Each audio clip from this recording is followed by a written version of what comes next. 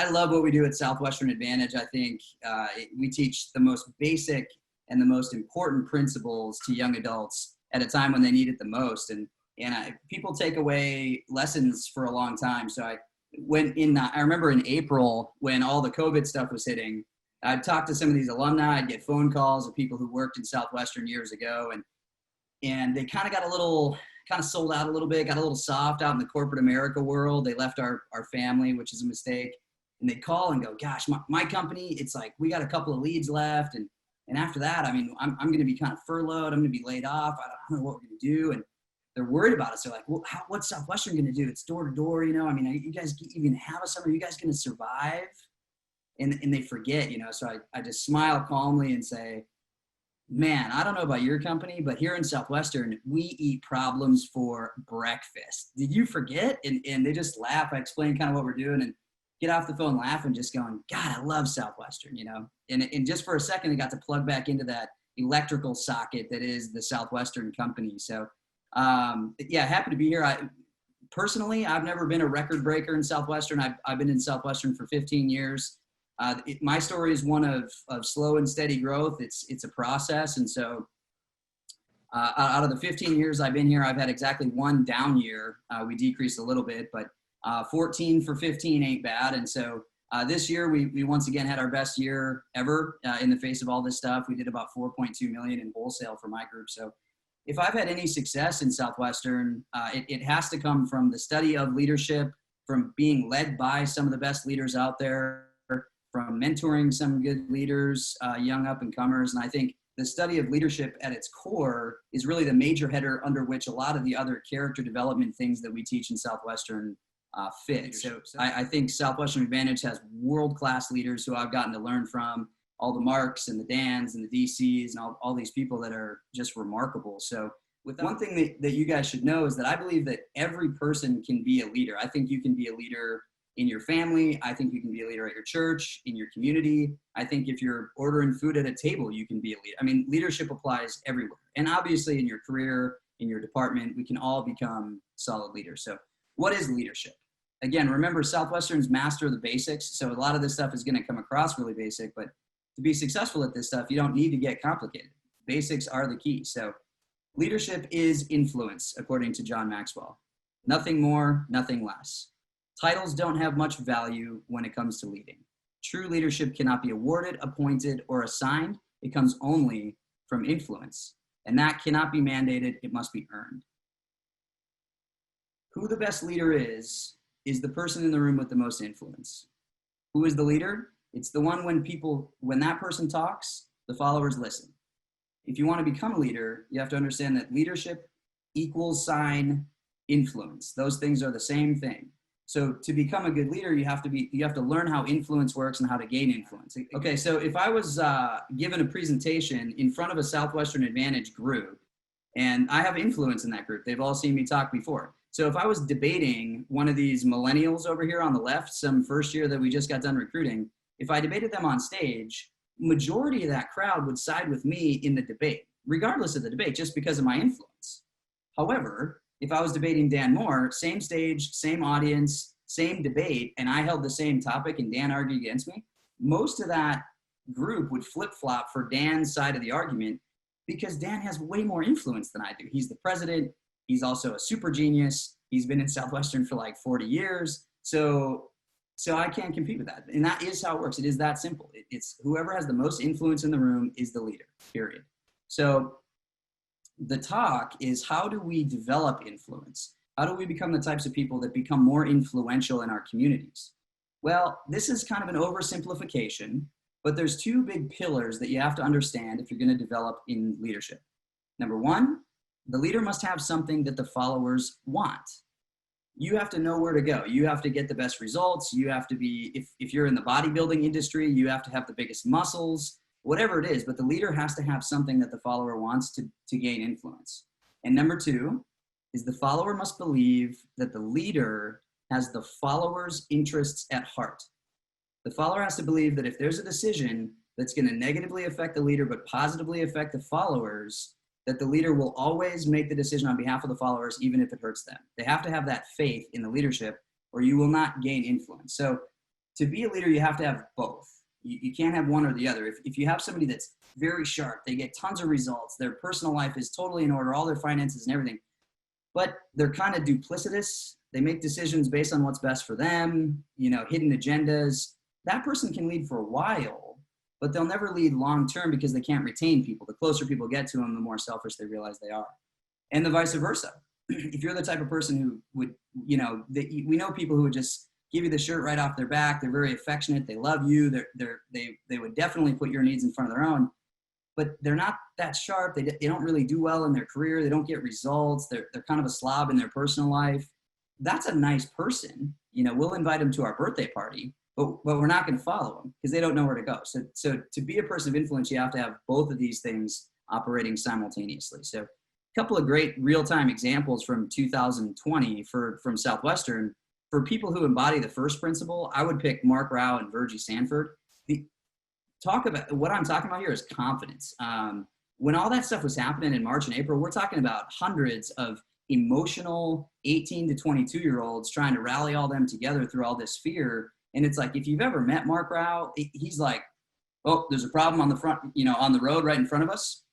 We're just going to run that right over, like no hesitation, full on confidence. And people watch it and they go, yep, I'll follow that, and same thing with Virgie, that just emotional stability and just being this rock of, she can see the biggest of the big pictures and what our culture should be looking like, all the way down to the most important details of what words should be in the sales talk in which places. And just incredible. The stability that they put out, I think it could have gone a lot worse for our company were it not for the great leaders. And people who follow this principle, I would put Danny Gamboa and Edgar Ibarra. So you guys might not have heard this story, but these are two of our best. These guys recruit the best and they sell the most. And they had very big team goals that they were in the middle of pursuing when all this stuff started happening. And they both had great teams. And they volunteered themselves to take themselves off the recruiting path, make big time sacrifices in their recruiting goals in order to pioneer. These were the architects of the virtual selling strategy. They were the ones that locked themselves in a room for weeks on end and actually role played the full on 14-hour-a-day workday of a virtual salesperson and created the sales talks and everything. So if you want to talk about people whose followers know that their leader will put the followers' needs in front of their own, Danny and Edgar, their groups know that these two would take a bullet for them. So that's why they're good leaders. So last kind of general topic, I'm gonna try to bring this more into a finite controllable thing that hopefully everybody would get 1 or 2 pointers off of this screen, or maybe just reminders of basic principles that we need to get back to. So how do we apply this in our lives? Well, here's just some basic principles on how to build pillar number 1 and pillar number 2. Pillar number 1, remember that leadership is an inside-out philosophy. It starts with the inside. It starts with your character. If your character is not in order, you'll never be able to lead. It doesn't matter what you do outwardly. So to be a good leader, start by just focusing on building your character. The pain of discipline is less than the pain of regret. My favorite Spencer Hayes quote. Do the right thing and not the easy thing. If you have a reputation for saying, nah, we're not going to take shortcuts like that. I know that would be easier, but this is the right way to do it. That is admirable. People will look at you and want what you have. Don't criticize people above you. This is a common principle that we all need to remind ourselves of. But if you're the leader, that means there's people below you. And if you criticize people above you to people below you, the people below you are going to mimic your leadership. And as a leader, you've just created a movement where it's cool to criticize people above you. So they're going to mimic that behavior. And the people below you, who's above them? You are. So don't ever criticize people above you to people around you or people below you. Good leadership principle. Dress sharp, be on time, be prepared, clean your desk, just little things like that where you show up a little early and clear off your desk. They go a long way. People see that stuff and they go, that person is sharp. They have their stuff together. So maybe my favorite leadership guys that I learned from my old boss, Tim Ritzer, is you got to be firm on principle and flexible on style. As a leader, if you're talking to your group or your team or your family or whatever, and there's a decision to be made that there are principles at stake, you have to make a principle-centered decision. Your job as the leader is to stand really firm on that with a strong backbone and just stand tall against the rain and hold the line about that principle. Be principle-centered.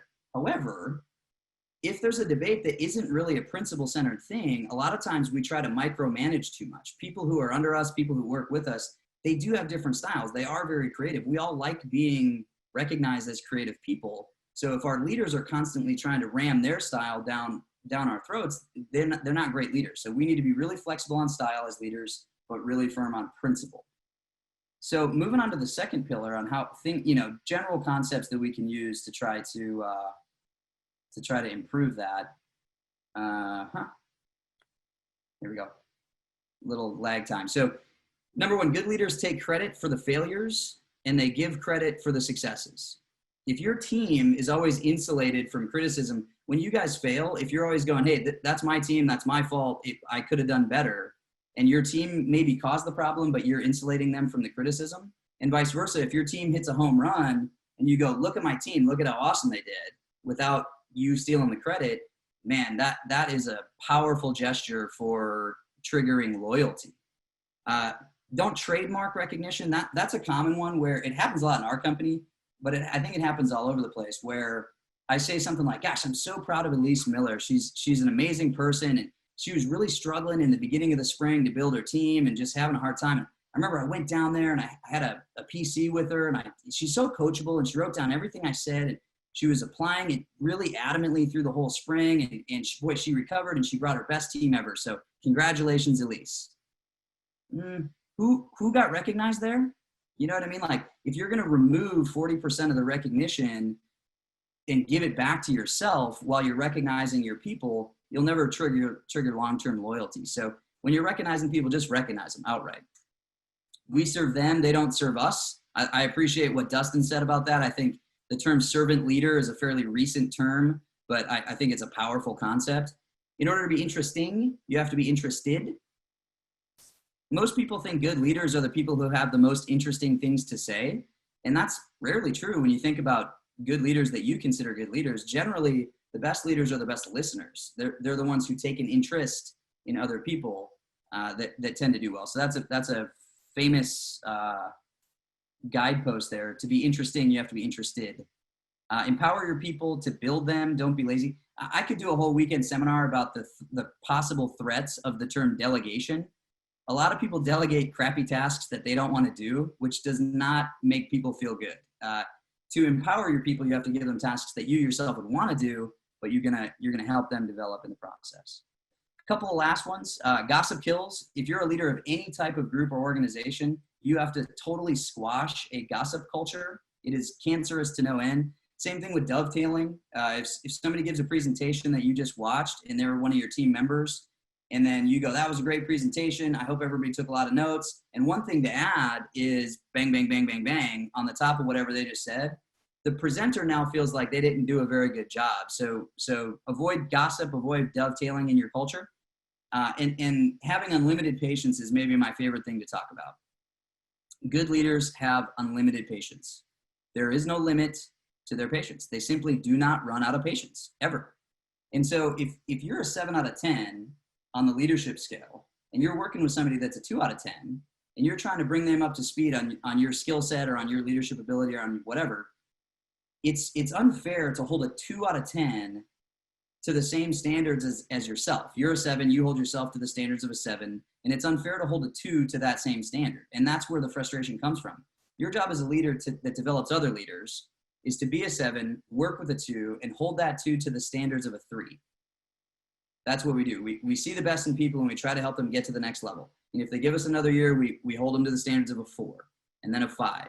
And it takes time. It takes patience. Again, leaders have unlimited patience. So, and it holds us accountable to going up as well, because if you get them to be a 7 just like you, well, you better be an 8 because 7s can't lead 8s. So there's a certain limit. So again, hopefully, I believe that's my last one, but my overall thesis is that leadership is the major header under which almost every other success principle falls. So hope you guys got a couple of good things out of my Fred talk. It was a lot of fun to present it.